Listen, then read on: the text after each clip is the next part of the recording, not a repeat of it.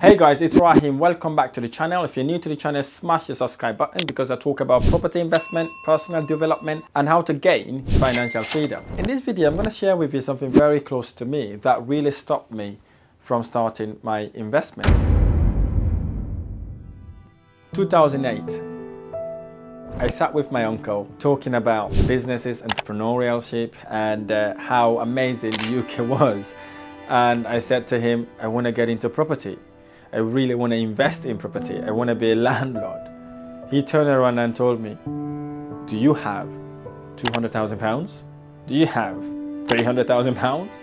Do you have £400,000? He keeps racking the money up like crazy. I'm thinking, what is going on? He said, look, son, properties are not made for you and I. You have to be wealthy, not just wealthy. You have to be part of a certain race in order to invest in property. So when I heard that story, it was a bombshell to me. It is a story that really stopped me from thinking about investing in property at a young age. During my 15, 16 years, I was really motivated. I was really entrepreneurial. I was really, wanting to do something different than to go to university. And I had that story for someone that I was looking up to, someone that I thought would encourage me, would motivate me to say, look, bro, you can do it. Only to find out he told me I need all these shitloads of money to start my investment journey. So I really put that off because I thought it wasn't for me. Then obviously I ended up going to university to get a degree. And then I started doing this research about asking people about properties, and all the people I've asking, some of them are saying £100,000, some of them are saying £150,000, some of them are saying £200,000. So wherever I go and ask about property, I just hear thousands and thousands and thousands and thousands. I'm thinking, what the hell? How long do I take to save money in order to start my investment journey? So that was the story I heard about investing. So obviously, I then engraved that in my mind.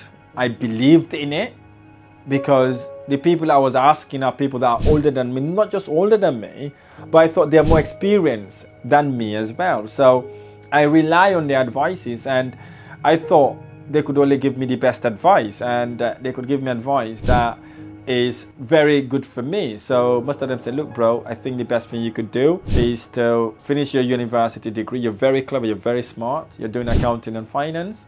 Perhaps get a job for one of the corporate firms, and then once you've got a job, maybe you want to do a chartered accountancy. That then will really help you get lots and lots of money. Perhaps then when you are in your mid 50s or 60s, you may be able to buy a property to rent out or to live in. So that is the story I've been told. So, like when you're young, when you've been told you can't do stuff, you tend to believe it at that point, right? And I believed in that. And it really stopped me from doing it. Especially when they told me I need £100,000 to start my investment. I was thinking, what job do I get that I'll be able to save until I get £100,000? I went and did a research on the job market back in 2013 when I graduated, and I went and searched for the jobs. All I could see for a graduate job was 25,000, 18,000, 16,000, and I even saw 15,000. And I looked at for chartered accountancy positions, and I realized they are on 30,000, maybe 35,000, if you're lucky, £45,000. Then I was thinking, how long do I need to save in order to get £100,000? I did my maths based on my finances at that time. It would take me about 25 to 30 years in order to be able to get £100,000, if I'm even lucky to make it that far. And I realized I won't be able to buy any property until I'm 60, which they were absolutely right at that point. I'm thinking, whoa, this is a serious thing. This is serious business. So I thought to myself, I tend to cancel myself out. But one of my heart was saying that can be true. That can be true. You can't not just need to have £100,000 for you to invest. But as you would have done, if you were in my position, is to double down and getting my degrees, getting a work, and then just start working basically, as how everybody perhaps would do when they finish uni. But what really triggers me is a video I saw online where someone was saying they secure a property for God knows how much, and they were making about maybe £500 in that property. And what really get me to stop and watch that video is the gentleman said one thing, that I'm making £500 from this property, but I don't own it, and I did not buy it. Literally, I just rent it from someone and relet it. I'm thinking, that can't be true. I was told I need £100,000 plus to start my investment journey. How can you renting property and renting out. So I get to learn about that. And then I realized he was actually telling the truth, because I watched lots of his videos where he's walking into this property. I know you're not going to walk to someone else's property that you don't own or manage to do a video for no reason, and it is multiple of times. Then I realized, yeah, he was absolutely telling the truth. So literally, I doubled down on learning about that strategy. But whilst I'm learning that strategy, something happened to me. I had a striking thought. And the striking thought I had was to think about the people that were giving me those advices. The people that told me I needed 100,000, 200,000, 300,000, and 400,000. I thought to myself, I looked into it, I realized one very important thing. None of them have ever bought a single property.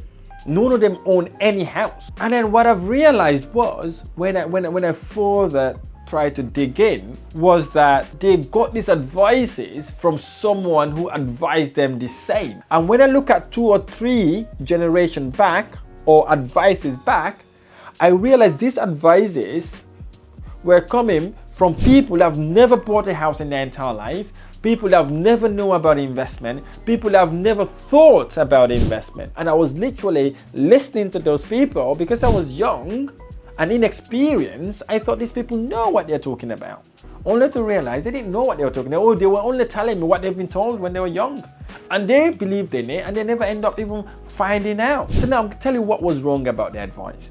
The thing that was wrong about the advice was, if I'd known what I know now, I should have done a little bit of research about the people that were giving me the advice. I was getting this advice from people that do not know about investment. So what I did instead, when I realized when I'm doing this, I binge studies what I wanted to do. So how did I do it, you may be thinking? Is by literally sacrificing some time and effort and invest in me. Not just financially, I invest in me time. Because when I finished university, I used to work ridiculous long hours. I used to do sometimes 8 to 6 p.m., almost 6 days a week. Okay, but what I did basically is to say, okay, if I can do 10 hours for my employers, I can do at least 3 hours for me. So what I do then, I go to work at 8 in the morning, finish at 6 o'clock, get home at about 7:30, have my dinner, watch a bit of TV for about 30 minutes or so, and jump onto my laptop. I sat on my laptop doing research, learning, knowing about the strategy I wanted to do. It wasn't always easy, obviously. It was really, really hard, because that was my social time. That was the time I should be catching up with family and friends. That would have been the time I'd go out with friends. But what I did, I sacrificed that. And when I sacrificed that to improve myself, when they said, oh, Rahim, let's go out, I said, listen, bro, I've got something very important. I make some silly excuses so that I can sit down on my laptop to do what I was meant to do, to add value in me, instead of working for my employers 10 to hours a day almost. So I invested that time. I invest that time in me. I invest that time consistently, continuously, with lots of failures and hoops and bumps along the way. And it wasn't always easy, and it took me about maybe 6 months to get my first property, got my second property, third property. I was then able to continue and to build that property portfolio to a multi-million pound property investment portfolio that generates over 7 figures that allow my wife and I to quit our jobs. That's where I am right now. So the reason I'm sharing this video to you is for you to do 2 things. The first thing I like is to think about, if you're getting advices, find out who you're getting that advice from. Are you getting advice for someone that's already doing what you intend to do? If the answer is no, they've never done what you intend to do, or they have not even thought about it, perhaps you don't want to get an advice from that person. Think it this way, right? If you're having a troubled relationship, perhaps your wife or your husband you're not getting along, you don't want to get an advice from a divorcee, do you? You want to go and get advice for someone who's been in a relationship for over 30, 40 or 50 years, or maybe 60 years, because they've been in the relationship for 40, 50, 60 years. They've got experience on how to live with someone. Here's the thing, the mistake most people do is basically they get advices from people they've never done what they want to do. So we should not be having advices from those people, right? If we want to learn about what we want to learn, we get advice from those people that are doing exactly what we're doing. Here's the beauty thing about that. They will not just encourage you to do it, they will teach you and show you a roadmap, a blueprint that they use they implemented for you to follow, which will then eventually get you to where you want to go. The second thing you want to do after that basically is to surround yourself with successful people.